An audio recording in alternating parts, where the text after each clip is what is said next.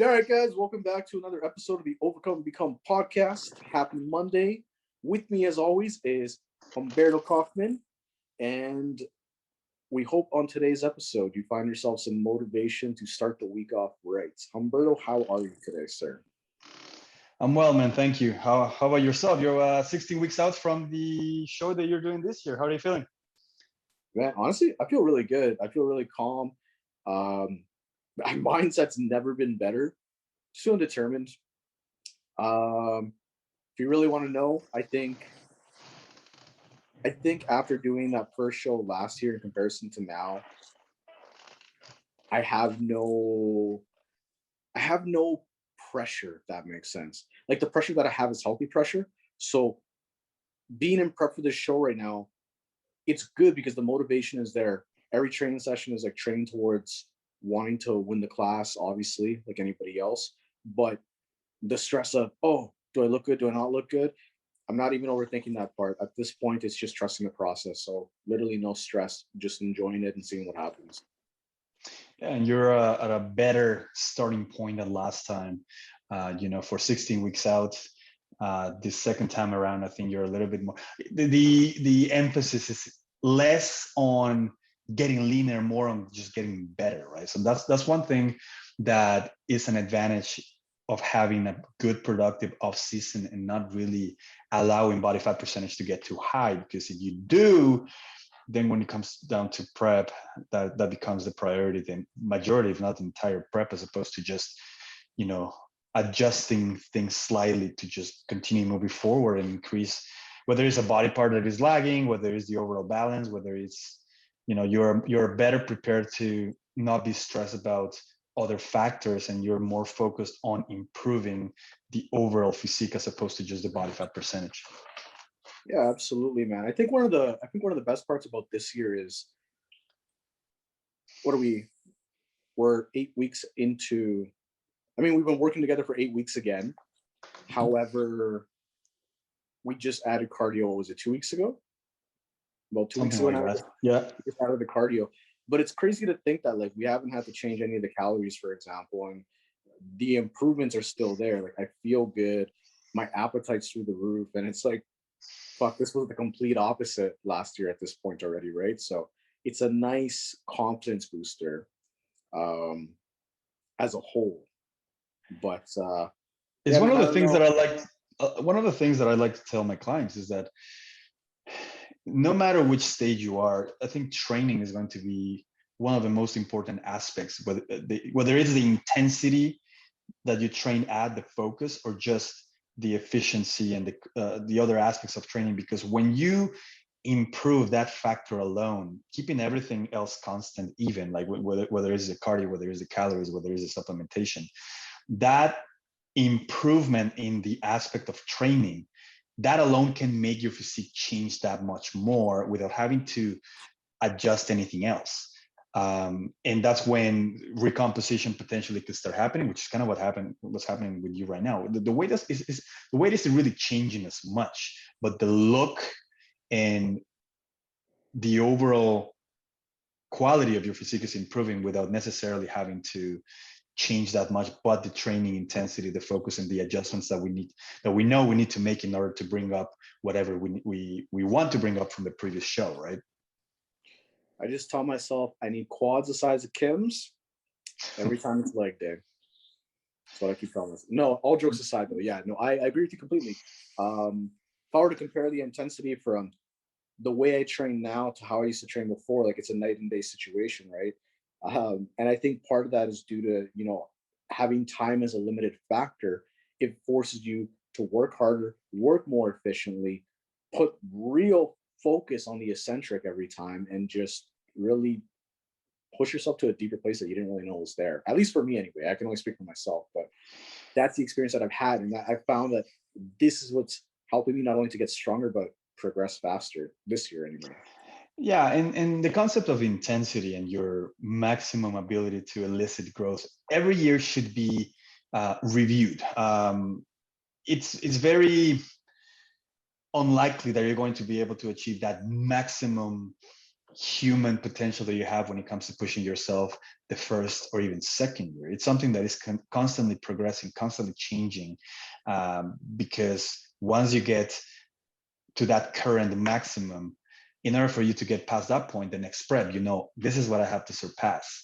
I'm talking about the intensity of your training, because your let's say level of discomfort that you're able to attain 1 year may be a 10 that year, and the next year, as you change your mindset or your approach of how you think about it, maybe the next year might be an 8, what previously was a 10, right? So it takes a while. It's a consistent evolution that needs to take place, but what matters is that you make a point of surpassing that previous best every single session, every single year, every single prep. Because if you maintain that level throughout different preps, the potential progress is going to be, at best, minimal. I think one of the biggest factors is just being able to log the progress as well, whether it's strength going up, your volume, whatever it might be, just logging it, because that's how you know, right? And this is something that I never used to do. This year, I just started incorporating it after you gave me the advice to do so. And now after seeing it, and I will give credit where it's due, from yourself, but also seeing people like even Aaron constantly on his stories is like adding 2.5 pounds or 5 pound plates or whatever. It does make a significant difference, whether it's a little bit, that progressive overload every single week. Like, it really, really helps. Yeah, it's good to keep that log, but use it as a tool, right? Because there's always the risk of getting a little bit too carried away with those numbers. The numbers should only be, as I mentioned, a tool, something that you kind of refer back. Because, for example, if it is at a specific day, you're not feeling 100%, you're like, I don't know, I'm not really feeling this session. This allows you to remember what you were able to do the previous session, and it's a little bit harder for you to almost like slack or stick around the same numbers or level of intensity if you have your benchmark from the previous session. So now you're able to assess, so I was able to do this, I'm going to at the very least match it, if not surpass it, right? But I think there's also, again, the risk that you can become potentially too obsessed with the numbers, where you just focused on going heavier and heavier and heavier and heavier. And along the way, that connection with the muscle or the efficiency by which you're moving that weight could potentially diminish if you don't keep in mind and assess also internally. Because the weight is going to be the external factor. Internally is how well you're connecting, how much you're able to, how many fibers or how much of this muscle group you're able to recruit when you're performing the movement, right? So it's always a balance between both. Use the logbook as long as it's a tool that is going to benefit you or is going to serve you. If it starts to get a little bit too focused on the weights, then potentially you should take a step back and be like, am I feeling it as much as I did before or as well as I can? If the answer is no, then adjust it accordingly, whether it's decreasing the weight a little bit or whatever the case may be, in order for you to get the most out of every single training session. Makes sense. Thank you for that, by the way. I'm sure that'll come definitely in handy for people who are listening as well.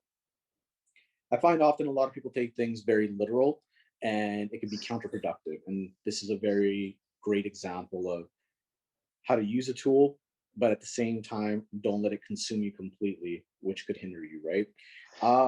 I do have a question. Are you curious, Byron? Are you curious? Or I'm not fucking curious, asshole. If anyone knows Holly, the front desk girl at Atolo, she's a fucking bully. Fuck you. Anyways, the question is, what is your why, and is it good enough? And I think this is an important question, because oftentimes, whether it's in life, personal life, work, fitness, whatever the goal might be, sometimes that why is shallow. And it's okay to be shallow if that's just naturally who you are, right? Own what you are. But is the reasoning good enough to actually pursue something and give it 100%? What's your opinion on it?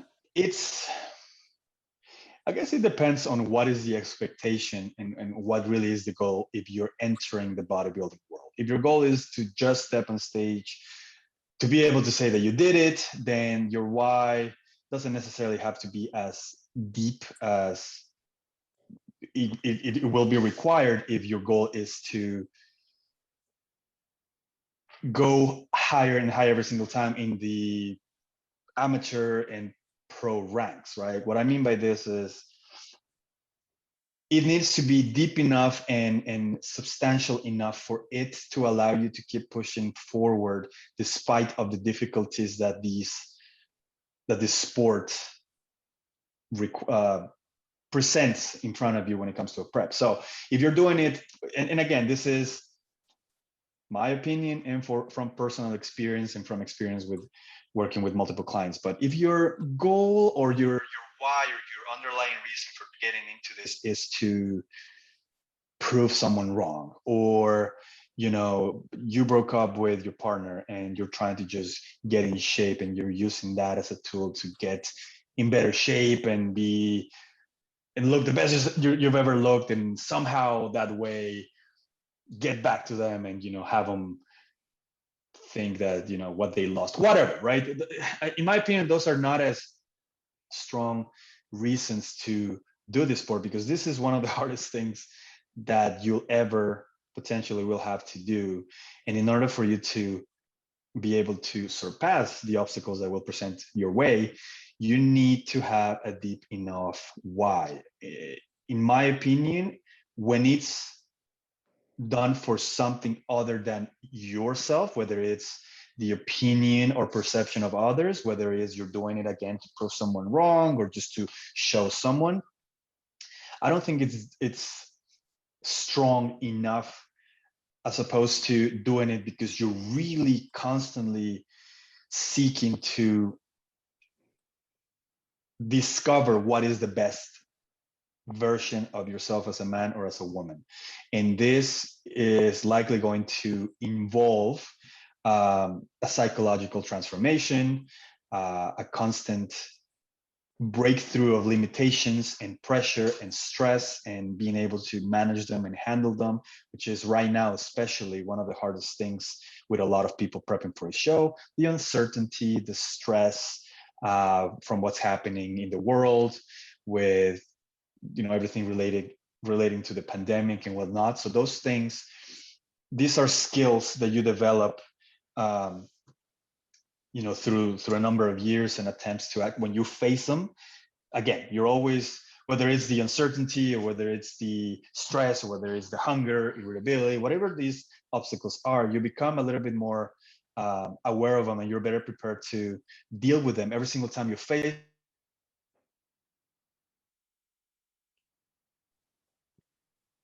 able to get past them.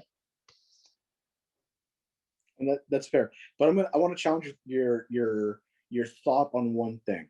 You mentioned that, for example, like if you broke up with a partner and then you want to get in shape, for example, and then let's say take out the part where it's like out of spite to get back at them or something, right? But what if it was the catalyst? What if you broke up with somebody and that was the catalyst that pushed you into the sport to make the lifestyle change, and then from there you started competing? Would that then be a negative why?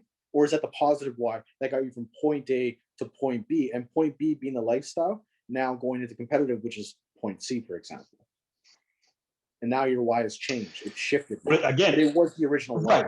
Right. So, but it got you into the sport, but is, in my opinion, unlikely to make you succeed in the future. So it's a positive in the aspect of it propelled you and it pointed you in the right direction. Like for me, I'll use myself as an example. I was very skinny, 125 pounds at 17 years old, and I like to think I was 5'9", but apparently I'm shorter than that. So I was. Well, thanks for laughing. I was,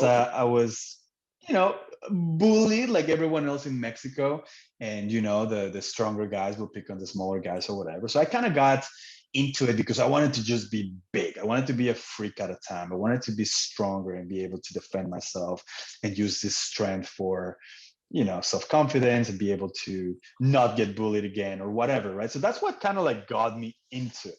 But then along the way, I realized that bodybuilding, and even if you don't compete, but this process and this lifestyle it was a lot more than just lifting weights and just trying to get stronger. It required a psychological and mindset transformation. It was harder than people think it is. And at that point, I had to make the decision of whether I wanted to continue with it or I wanted to just, I got stronger, I got bigger, so I got from it what I wanted, and I could just exit it or transition to someone else.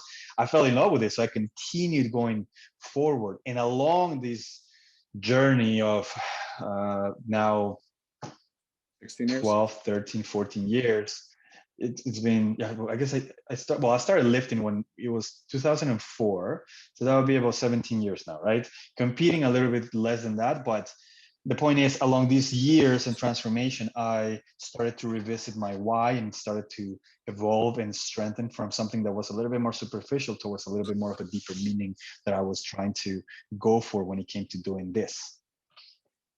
All of that actually makes sense. I never took you for one to be bullied, though. Everyone got bullied in Mexico, and we were fine with it. It's just the way it was, Well, I mean, today was your day. They're gonna pick on you. The next day, they're gonna pick on someone else, right? That's just how it was. I find that in a lot of these like developing countries, bullying is just seen a little bit differently. Of course, there are limits. I mean, when mind you, bullying back then was purely physical, right? They would just like push you, or they would like hit you in the nuts, or I don't know, something like they would put gum on your hair, like just physical, right? Yeah, it was just I don't know, just whatever, a prank or whatever the case may be. But anyway, wait, it was physical. A lot of the go ahead. Did some little Mexican boy put gum in your hair before? Every single thing that I've explained to you has happened to me. Holy fuck. I'm not laughing. It's just hard to picture someone literally. No, you are laughing, and that's fine. I find it hilarious. When I think back on it, I'm like, that was pretty funny. But then there's other ways. Like, I think the psychological, like, right now with social media, with the internet, you can have a lot more. I think it's a lot more, it's a lot darker, man. It can mess with people a lot more than before then. Like, they'll push you, they'll do whatever, like back then. And that's where it ended. You'll go home and you'll be a little bit down for the day or whatever.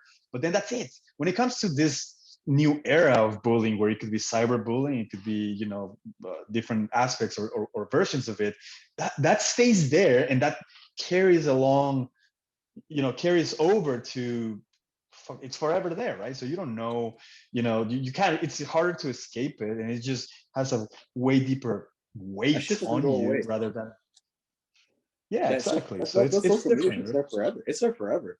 Like, man, no matter what it is, how small, how little, somebody bullies somebody on social media, I guarantee immediately there's somebody screenshotting whatever it is, and there's now forever history of it. Doesn't matter if it stays on people's phones, it stays on people's computers in the server or whatever, right? So it's different, right? So, and again, when it comes to this, there's different ways that it can happen. It's not only like, insulting someone. It could be like an intimate picture or a video that, a couple breaks up and one of them is kind of like sharing it around. So that's devastating, such a fucking dick move. Can I just be honest with you though? Like, when I hear about these things and people actually doing that, how much of a child are you, whether it's a male or female, that you're going to show, discreet, intimate photos of your ex-significant other to other people to get a rise out of them when you break up?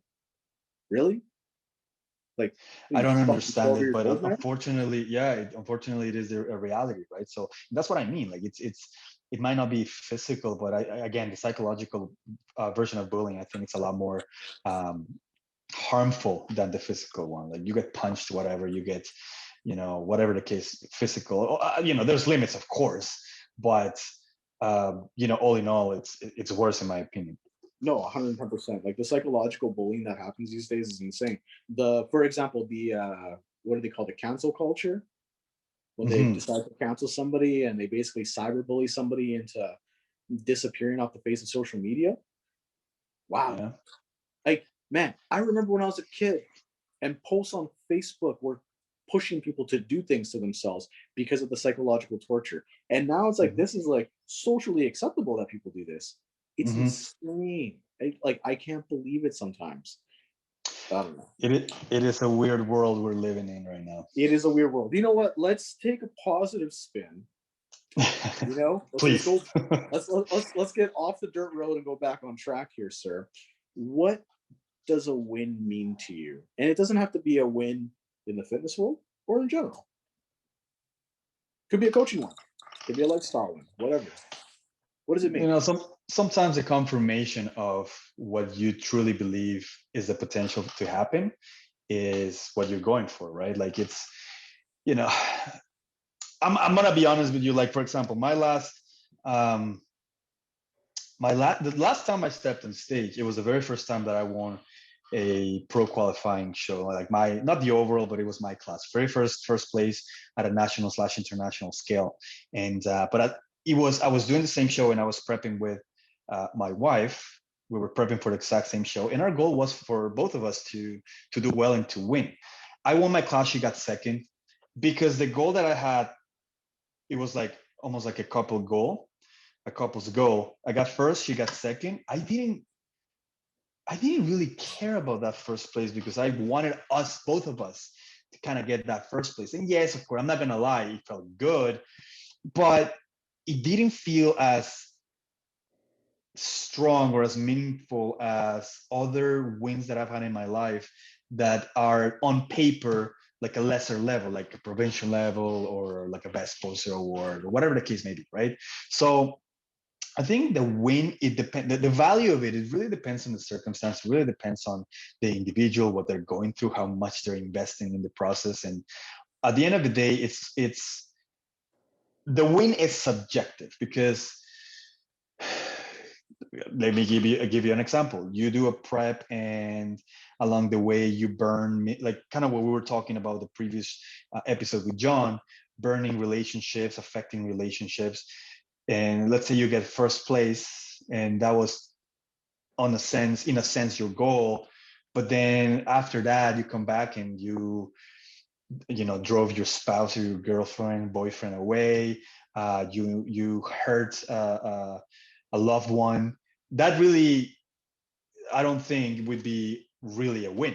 You got first place, but did you actually win in that situation? When you got to keep in mind, like, what is the reason that you're doing this? And it should be to enhance your life and improve your life in all aspects. And it is hard, going really deep into the sport is going to require some sacrifices, but you have to establish almost like a hierarchy of everything you have and what's most important to you. Some people may have absolutely no one, and that's, in a sense, allows them to go a little bit more all in, all out in the process. So the win is everything to them. But for some other people, they might be very passionate about the sport, but you have to be a little bit smarter when it comes to your decision making in prep. How much are you sacrificing quality time or the relationships that you have in your life, right? Again, the win is subjective, and I think whatever it is really about what you get after, what level of satisfaction, what level of what confirmation about what you believe it could be, the potential, and what that means to you. I don't think it's just about that place, because you could technically look worse and the competition was worse than last year or the year before, and it was or no one showed up and you get first place. Is that a win? On paper, you may even say that it's a win, but if you really know what the real scenario is, you will know deep down that it kind of isn't a win. My first first place in bodybuilding was my 6th show. There was only 2 of us.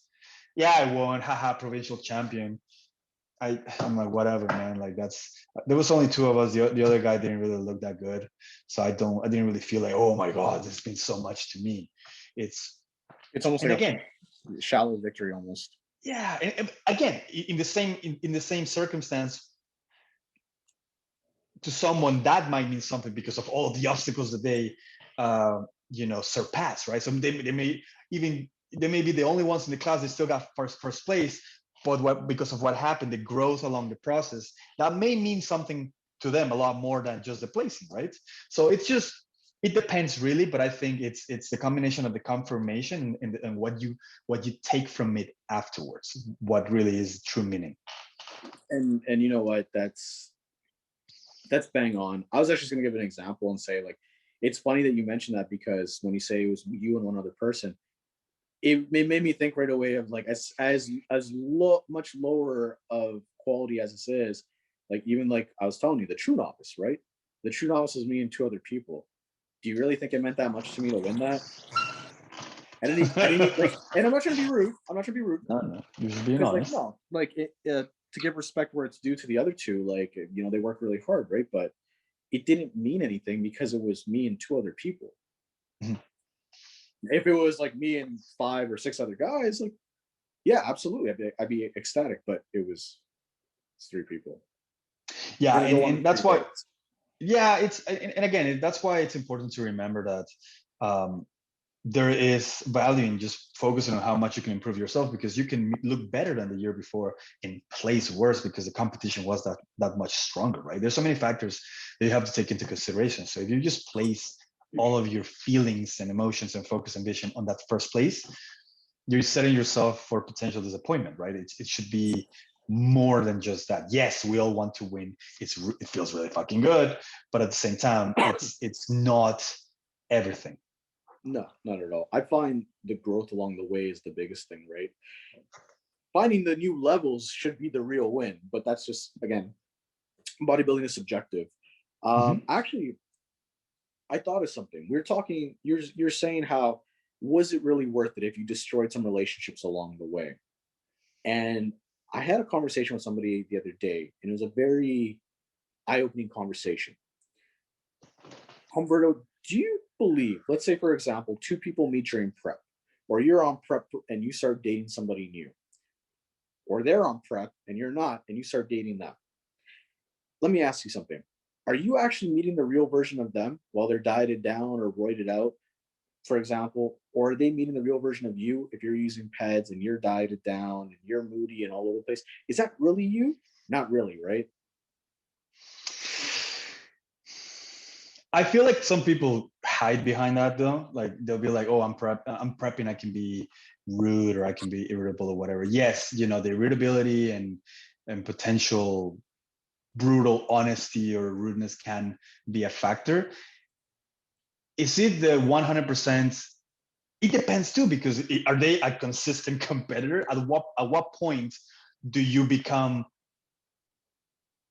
your real version? Because, for example, if it's someone that is doing a show every single year, and they're prepping for like 6 months out of a year, you're meeting 10 to 50% of that personality and that version, right? So in the off season, yeah, they're going to change. They're going to be able to eat. They will be less restricted. So it's kind of hard to tell, right? And again, actually, let me make a small comment regarding the burning the relationships while in prep and whatnot, because you have to be able to tell the difference between which people are the right people to be around as well. Because if the relationship ended, whether it's friendship, whether it's whatever the case may be, a significant other or even a family member, if it ended because they're just not supportive of you doing something for you, then that's different. And potentially that relationship was going to run its course eventually.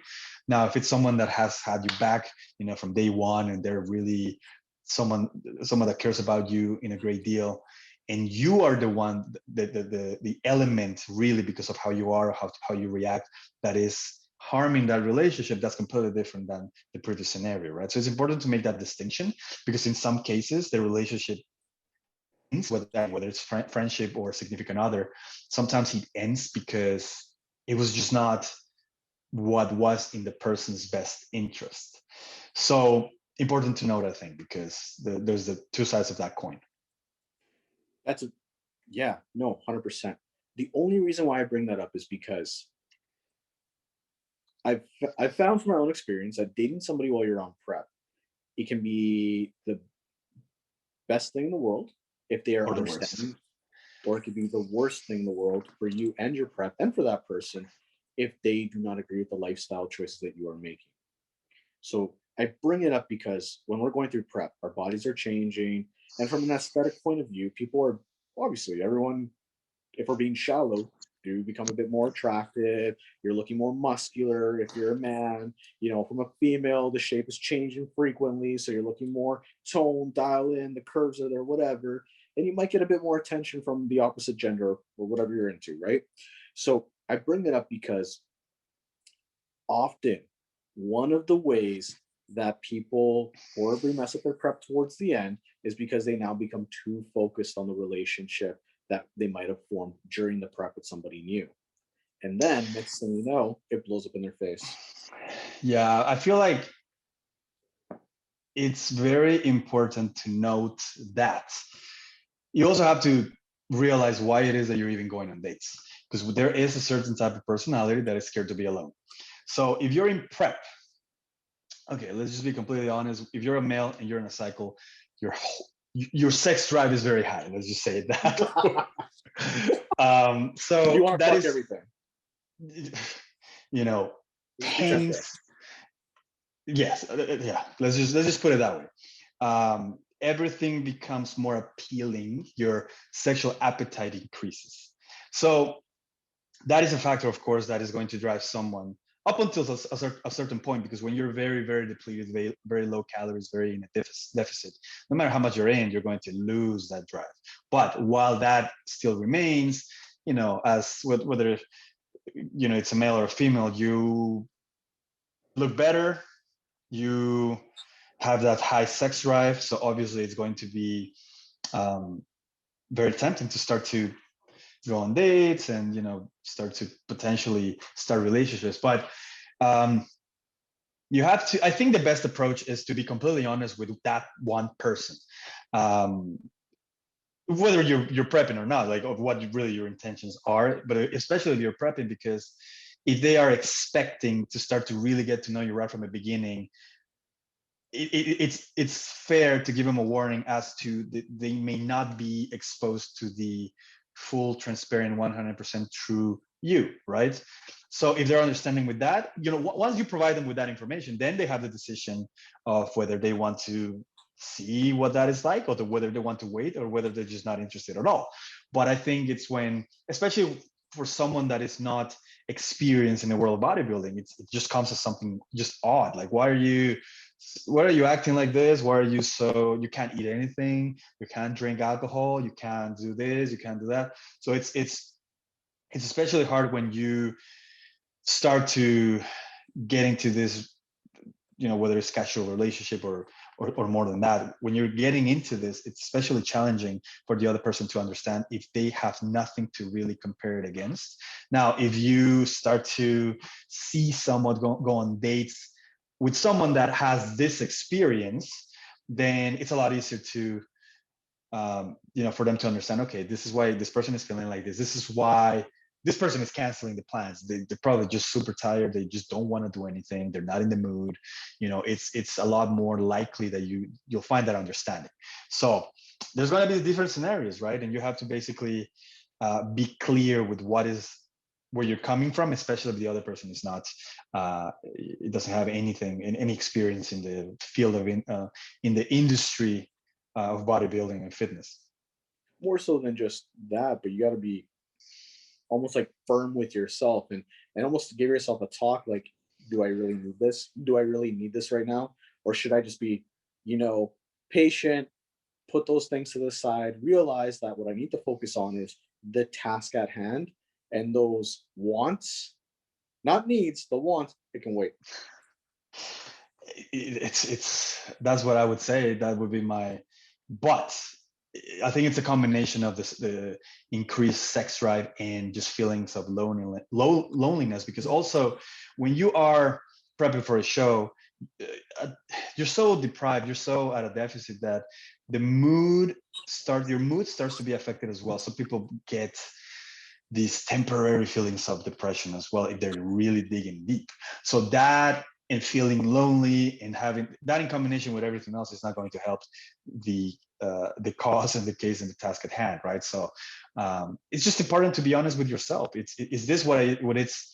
Because if you start to see someone and then that doesn't work out, and then because of that, or even just the process, your focus starts to deviate, if it's very important to you to do well or on this prep, if it's affecting your focus, if things don't work out and it stresses you mentally and you start to feel a little sad about it or whatever, it's just not a good scenario. It's not a good fit. It's not gonna help. Let me ask you one thing. Okay. So since we're on the topic of this and cycle use, sex drive, etc., don't ask me why this ties into the next one, but why do you, or what do you consider baiting somebody on Instagram? Whether it's an Insta story and it's almost like, you know, the person is baiting for responses or yeah, you know what, that's so funny, because from an observer's perspective, just in a male at that, there's so many posts that I'm like, I can't help but think, what made you post that? Is it just you're trying? I don't want to offend anyone particularly, but I feel like I have to provide an example. Like the one that, in my opinion, I might be completely wrong, but this is just what I think from seeing it. If you post you in a tub taking a bath, that is probably one of the most successful baits that I can see out there. Like, guys are dumb. Guys sometimes they don't think, and it's a combination of things, because also 100% you might just want to show what you're doing at that specific point in time. It's really hard to know, right? Is it likely? I don't know. I personally kind of don't think so, but I could be completely wrong. You post that you're in a tub. You have to understand that is a picture that is implying that you're naked. You're not showing anything, but you are naked. So when you post something like this and then you get certain responses, and you almost act like, oh my goodness, why is this happening? Oh, why are they so aggressive? Okay, why are they messaging me for this particular picture? It's just, it's almost like contradicting. Is it scandalous? I don't think it's scandalous. I just think if you are of the thought that you post something like this and you get an influx of male or even perhaps even female responses, and you almost like get surprised or offended or whatever, there's a huge contradiction right there in your train of thought and your line of thinking. Right now, if you expect it, or perhaps that's even the reason why you did it, you're feeling a little lonely, a little down, you need a little bit of a confidence boost, and you get it. If that was the goal, fuck, all the power to you. You got what you expected, right? But there's a lot of these type of behavior that I find that is contradicting. And I mean, I'm not saying you shouldn't be able to post whatever you want, but you should understand that the way society and the male psyche is, you know, in today's age, having an expectation of not getting these types of responses is a bit unrealistic. It's not. Is it fair? No, I don't think so, especially if you're not looking for it. But you have to understand that actions have consequences. So it's unfortunately the way the world is right now. I think, and I feel for the girls that they genuinely just want to, you know, post their bodies as something, you know, as liberation and freedom to express themselves and portray themselves however they want. But there are limits, you know.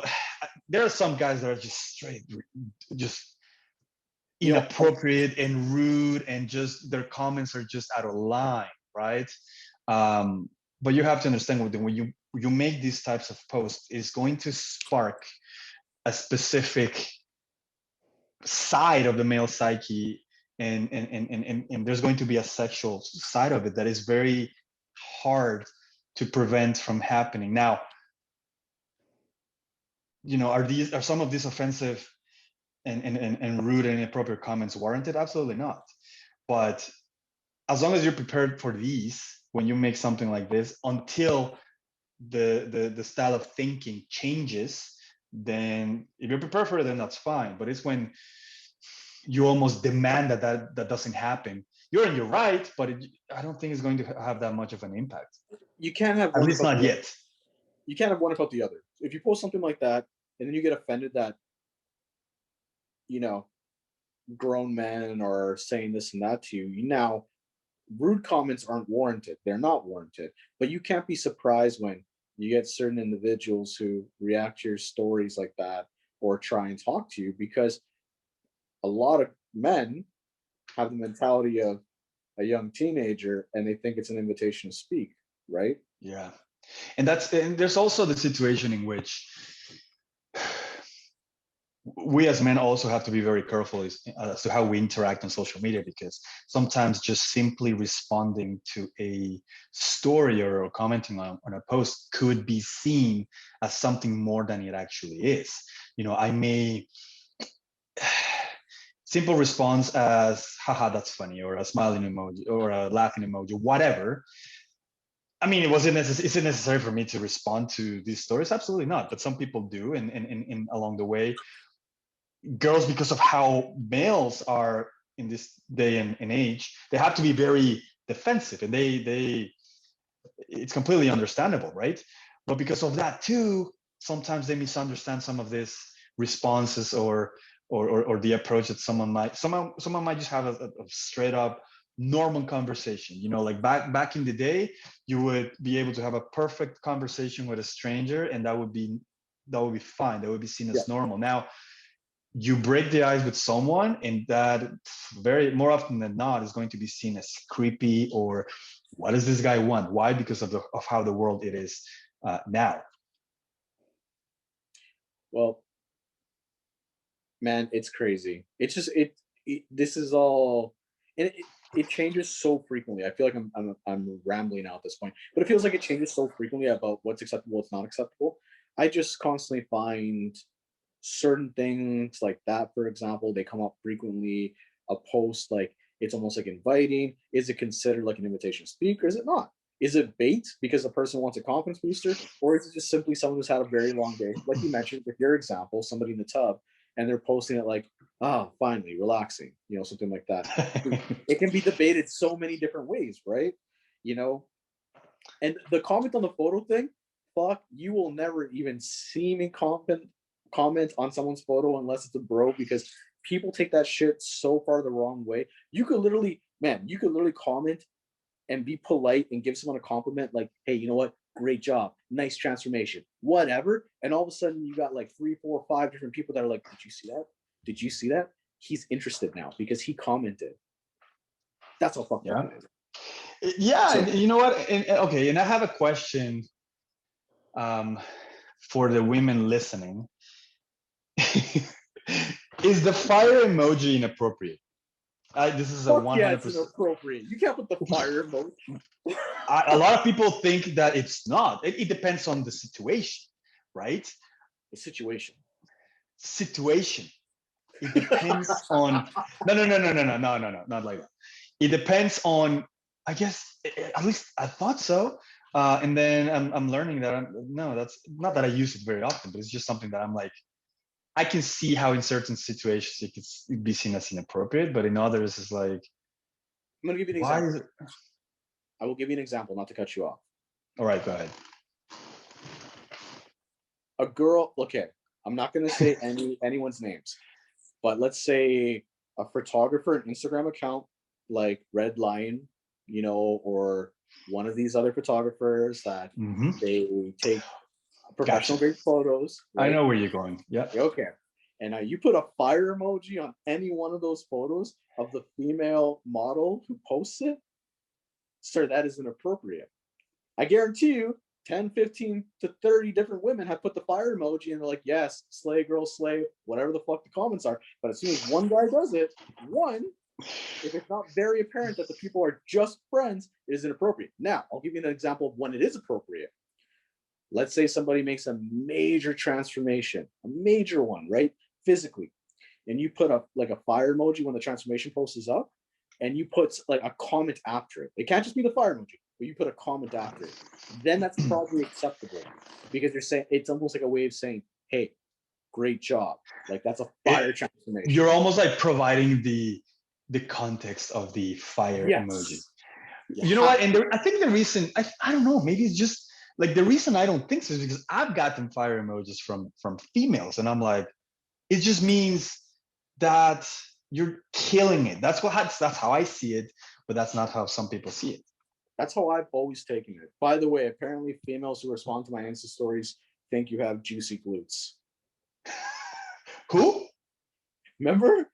Didn't you see the story? It's like I was on the Stairmaster and someone was like, when you get distracted by your coach's juicy peach, and I was like, what the fuck? See, I thought that was funny, but it's different because it's from hilarious. a female to a guy. If it was the other way around, it could potentially be seen as weird. And Bro, you wait until I actually focus on training my glutes. Then that's when you're gonna really see a change. You keep that shit hidden. You keep it hidden until it's show day anyway. As far as I'm concerned, even if you were super fluffy in the off season, no one could tell because you wear double XL shirts and probably triple XL sweats. That's how I roll, man. That's, and that is to me a perfect example of my why. I'm doing it for myself. I'm not really doing it to impress anyone other than myself. No one really gets to see it because in a way I see it as, when you are working on a painting or on a sculpture or whatever, which bodybuilding is sculpting in a way, you don't show a halfway project. You only show the finished product. And that's how I like to think about it sometimes. Yes, it's very hard. Sometimes I fall in the situation in which, I got to post because I want to get that positive feedback, right? That is going to help me for that point in time to continue pushing hard. Sometimes it's nice to kind of see the comments and the words of encouragement or whatever. But the more I do this, the more I'm able to not do that and just keep focused. There are some people that just post a little bit too much, I think, more than they actually should, when it starts to get to a point in which, okay, clearly you're doing it for something other than your own best version, right? So hey, what's your, sorry, really quick before we switch gears here, what is your opinion when it's like 8 weeks out and like certain people, or just anyone in general, is like posting on their Insta story every day after the workout, like to give an update? Do you think it's too much? Like, I didn't ask for this update, but okay, thank you. I don't know. They're doing it for themselves, and you know what? If that is what's helping them get through the prep and whatnot, sure. As long as it serves a purpose, but just beware that you might potentially be starting to do it for the wrong reasons if you do it too much. All right. I have one statement to make, and then I have one last topic that we can discuss, and then we'll wrap it up here. For those people who are very nervous of the shows, like a Toronto Pro Qualifier, for example, potentially not happening, I'd like to reassure you and tell you that I'm pretty damn sure it's going to happen. But if for some reason you're nervous, if you can compete at the NPC North Americans in Pittsburgh, all you need is an official letter of approval from the CPA, Canadian Physique Alliance, in order to compete in it. And you'd have to contact Ron Hash for it on the CPA website, send him an email. It's all you need if you are nationally qualified and you're nervous about Toronto Pro. So that's another option. So, for people that are contemplating their options and they're nervous about this show, whether it's going to happen or not, in my opinion, it's very likely that it will happen. But if you are still looking at other options, that is definitely one. It is a very big show, a lot of participants every single year. And it will be a good experience. The North Americans are a show that takes place with competitors between Canada, the USA, and Mexico. And I believe that's, is it 2 pro cards per class that they give out?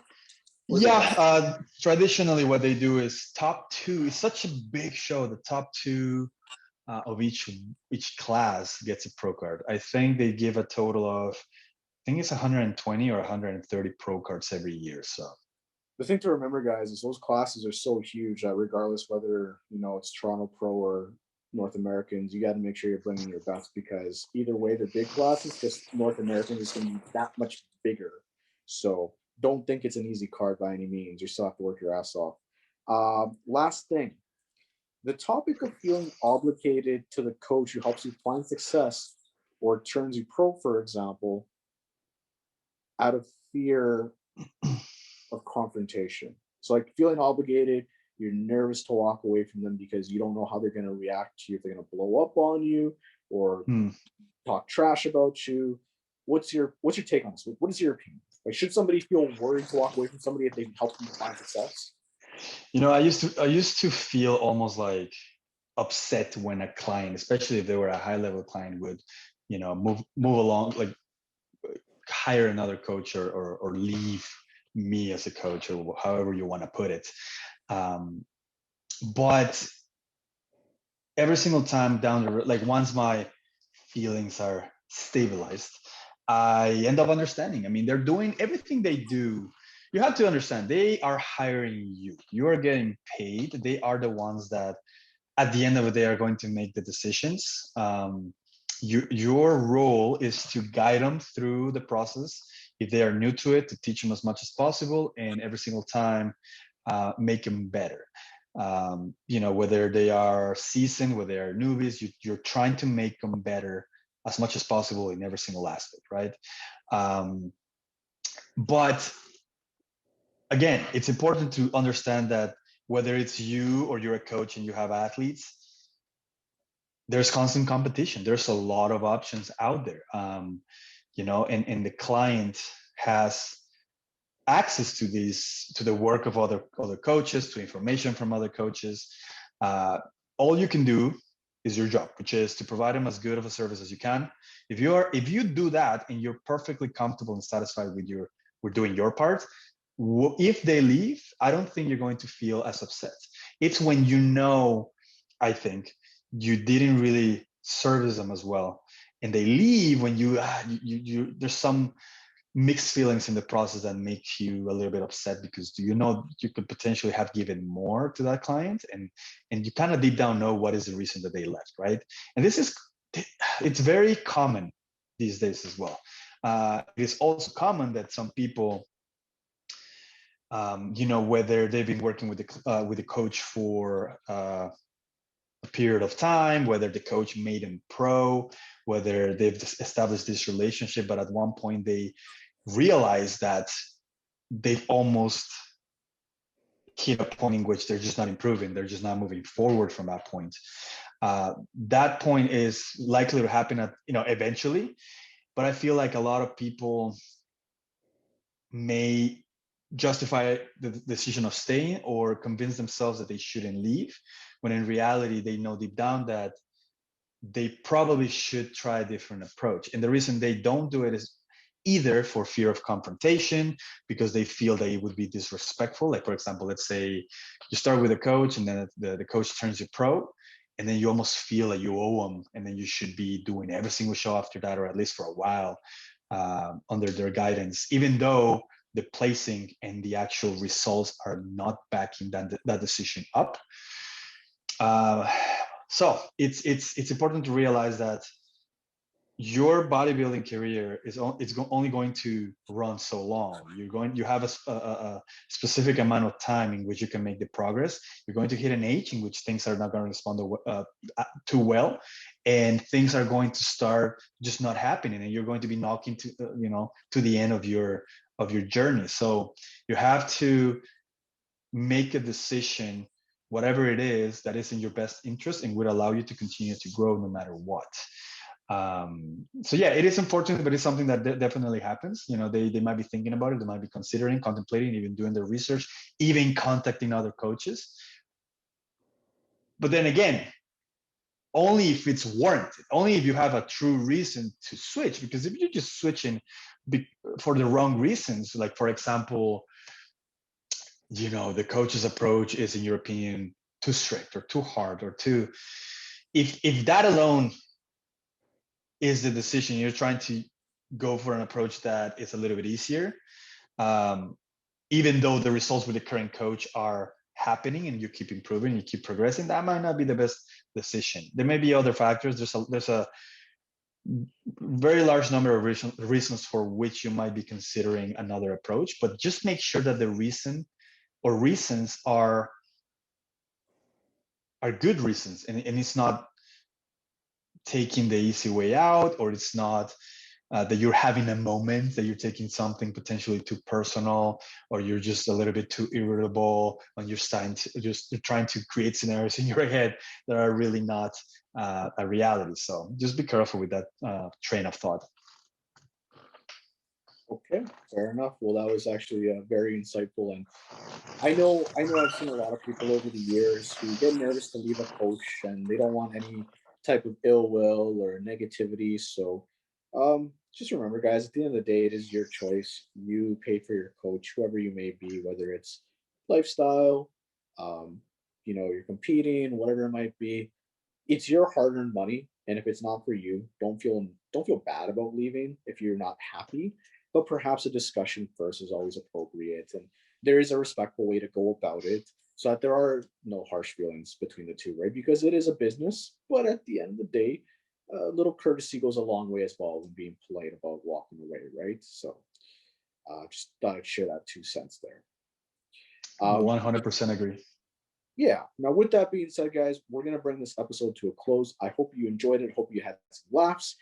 Before I go, please, if you like the content that we produce, like, subscribe, share. We're on Spotify, we're on YouTube, and we soon will be finalizing designs for our Overcome Become little clothing drop that we got going on. So, very excited about that. Humberto, anything you want to say before we close it out here? No, don't cheat on your diet. That's it. Don't cheat on your fucking diet. Because you're cheating yourself. Yeah, and your coach is gonna fucking kill you when they find out. Oh, and they'll know.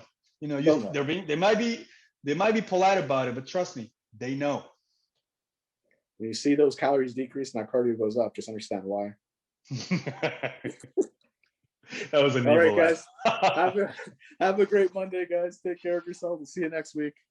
All right, bye.